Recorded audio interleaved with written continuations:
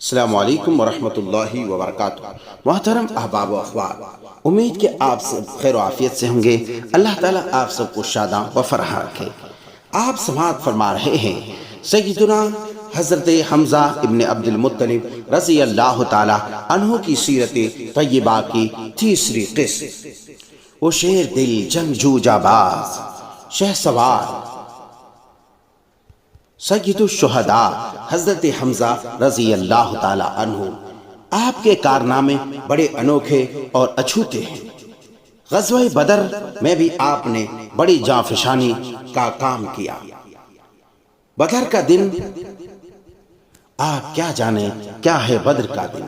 بدر کا دن حق و باطل کو جدا جدا کر دینے کا دن ہے، جس دن دو لشکر آپس میں ٹکرائے۔ ایک طرف توحید کے ان علم برداروں کا لشکر تھا جو اپنے پختہ ایمان میں سرشار تھے، جنہیں اپنے یقین کی طاقت پر ناز تھا، اور دوسری طرف کبر و غرور اور کفر میں جکڑے ہوئے کافروں اور فاجروں کا لشکر تھا۔ بدر کا دن زندگی اور موت میں حد فاصل قائم کرنے کا دن تھا۔ ایک ایسا دن ہے جس میں اللہ کا کلمہ بلند ہوا، اور اسے تو بلند ہونا ہی ہے، اور یہ ایک ایسا دن ہے جس میں کلمہ کفر سرنگوں ہوا، اور اسے بھی سرنگوں ہونا ہی ہے۔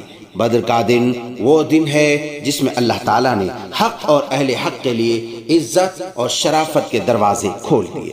حق کو اہل حق کی نگاہوں میں عزت و کرامت ملی، اور حق کو اپنانے کی بنا پر اہل حق معزز، محترم اور محتشم ہوئے۔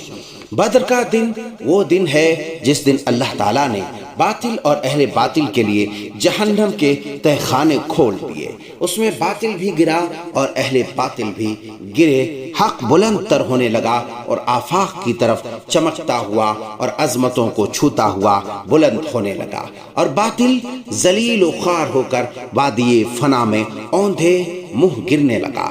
رسول اللہ صلی اللہ علیہ وسلم نے غزوہ بدر میں اپنے لشکر کی مادی و معنوی اعتبار سے دشمن کے ساتھ برسر پیکار ہونے کے لیے قوت کو تیار کیا، تاکہ یہ لشکر اپنے دشمنوں کا پوری تیاری کے ساتھ مقابلہ کر سکے۔ سید الشہداء کو جنگ کا بڑا شوق تھا، تاکہ وہ حبیب اعظم حبیبنا سید الانبیاء جناب محمد رسول اللہ صلی اللہ علیہ وسلم کے سامنے اپنے بہادری کے کارنامے کا مظاہرہ کر سکے۔ جنگ کا طبل بچ گیا۔ جہنم کی طرف سب سے پہلے اور جلد جانے والا اسود بن عبد الاسود مخزومی تھا۔ وہ بدطینت، بد اخلاق، غلیظ الطبع اور منفی العقل آدمی تھا۔ اس نے قسم کھا رکھی تھی کہ وہ مسلمانوں کے حوض سے ضرور پانی پیے گا، یا اس حوض کو منہدم کر دے گا، یا اس سے مارکا آرائی میں قتل کر دیا جائے گا۔ یہ بدطینت کافر حوض کی طرف چلا۔ اللہ رحمان کا شیر اور رسول مقبول صلی اللہ علیہ وسلم کا وہ سرفروش شیر حمزہ رضی اللہ تعالی عنہ اس کے پیچھے چلا۔ اسے حوض پر پہنچنے سے پہلے چالا۔ حضرت حمزہ رضی اللہ تعالی عنہ نے اس پر تلوار کا وار کیا اور اس کی ٹانگ درمیان سے کاٹ دی۔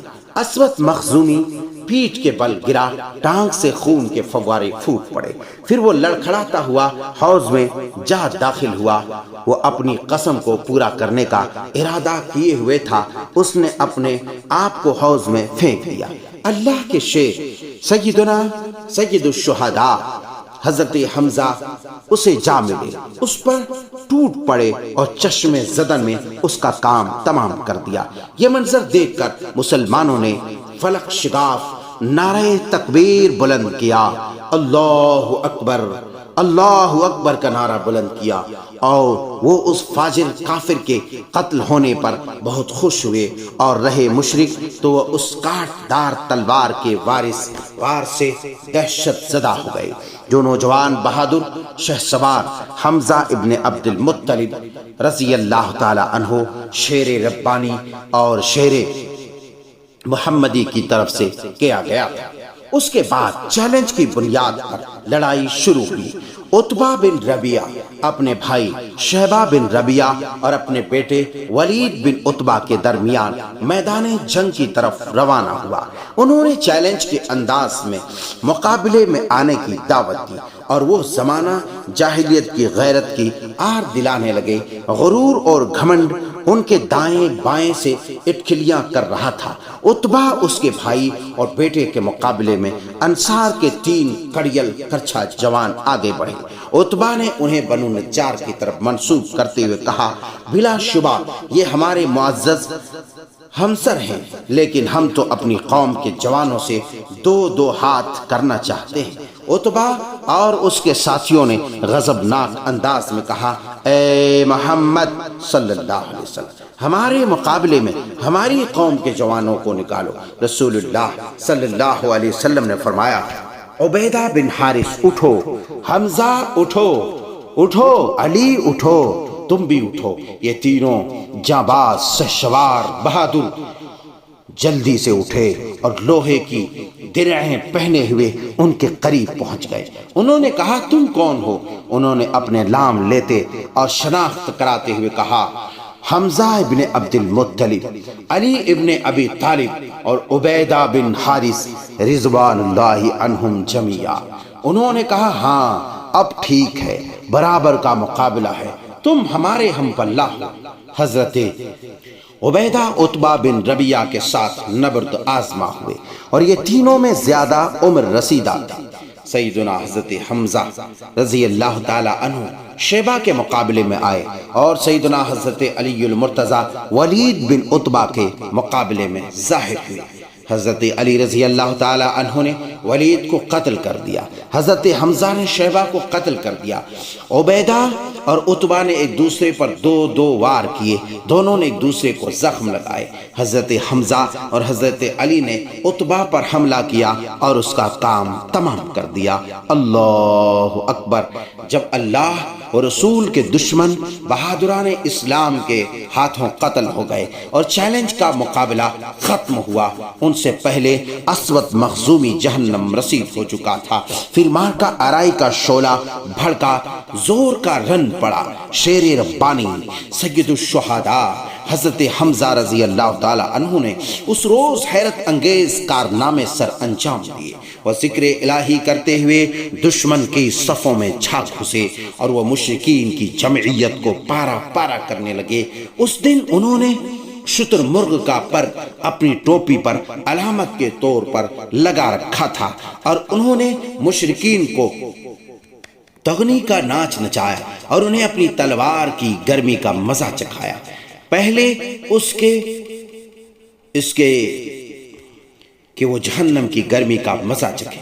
وہ دیکھو مومنوں پر نصرت الہی کی کرنیں اتر رہی ہیں۔ وہ دیکھو غزوہ بدر میں معزز فرشتے نیک دل موحدین کے شانہ بشانہ میدان میں حاضر ہیں۔ یہ قرآن مجید میں بھی وارد ہے اور سنت مطہرہ میں بھی۔ جب اس دن کا سورج غروب ہوا اور لڑائی نے اپنے ہتھیار ڈال دیے تو حضرت حمزہ رضی اللہ تعالی عنہ خوش دلی سے عمدہ اشعار کے ذریعے سننے والوں کے کانوں میں رس گھولنے لگے۔ اس روشن دن میں فاخرانہ انداز میں اور مشرکین کے لاشوں کی طرف اشارہ کرتے ہوئے شعر کہنے لگے۔ انہوں نے اپنے قصیدے کا آغاز ان اشعار سے کیا۔ ألم تر أمرا كان من عاجب الدهر وللحين أسباب مبينة الأمر۔ کیا تو نے وہ معاملہ نہیں دیکھا جو زمانہ بھر میں سب سے زیادہ عجیب تھا؟ قوت کے اسباب واضح طور پر دکھائی دیتے تھے۔ پھر جابر و ظالم مشرکین کے مقتل کو موضوع گفتگو بناتے ہوئے یوں گویا ہوئے، وَنَحْنُ تَرَكْنَا عُتْبَةَ الْغَيِّ ثاويا وشيبة في قتل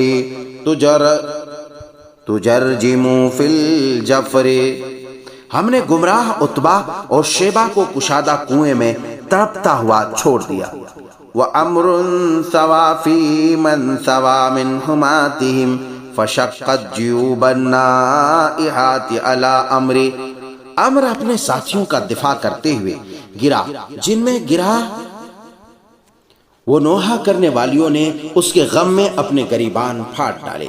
اسی طرح غزوہ بدر میں فرشتوں کی حاضری کا تذکرہ کرتے ہوئے بیان کرتے ہیں، وَفِينَا جُنُودُ اللَّهِ حِينَ يَمُرُّنَا بِهِمْ فِي مُقَامٍ ثُمَّ مُسْتَوْضِحُ الذِّكْرِ فَشَدَّ بِهِمْ جِبْرِيلٌ تَحْتَ لِوَائِنَا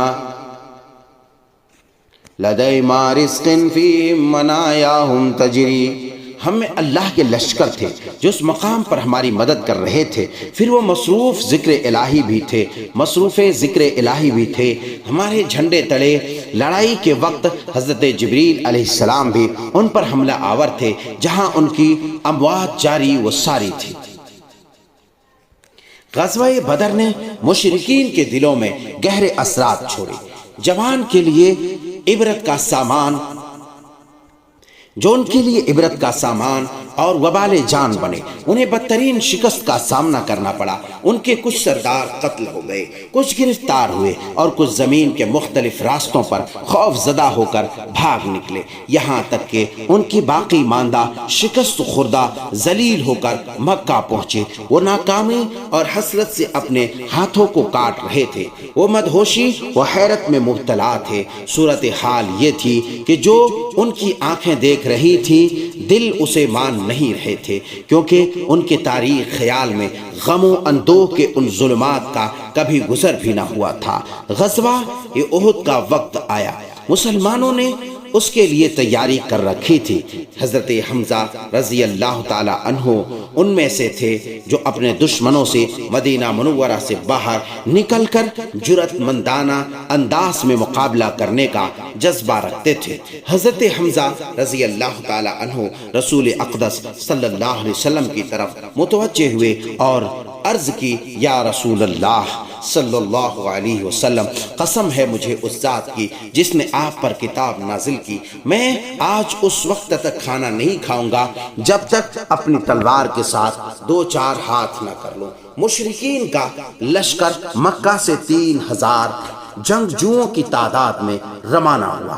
ان کے ساتھ ان کی چند عورتیں بھی تھیں تاکہ مردوں کو لڑائی پر برانگیختہ کرے۔